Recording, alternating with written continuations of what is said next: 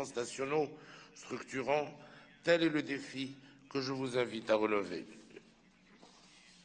Je vous propose de dessiner une Afrique résiliente au changement climatique, une Afrique qui s'engage résolument sur la voie du développement durable.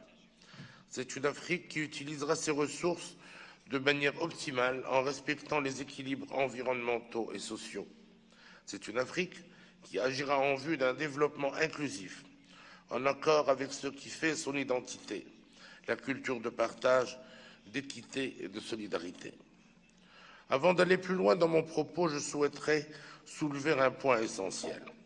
Certes, le discours que suscite à juste titre le devenir de notre planète et l'intérêt que lui porte en particulier une société civile agissante sont bien réels. Mais existe-t-il pour autant des objectifs communs dans l'action? Je voudrais examiner à ce propos deux éléments fondamentaux.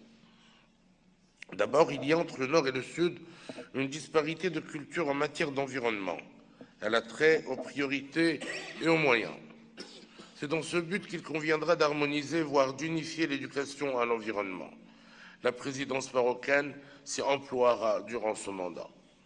Par ailleurs, il faut rappeler que le temps de la colonisation est révolu, qu'une décision imposée ne peut être productive. Faut-il rappeler que les acteurs ne manquent pas de force, d'engagement ni de bonne volonté, mais qu'il leur arrive de manquer de moyens. Nous sommes tous conscients qu'il en va de la sauvegarde de la vie et qu'il nous appartient de travailler solidairement à la protection de notre terre. Voilà pourquoi je souhaite que se mette en place une convergence de vues dans l'action.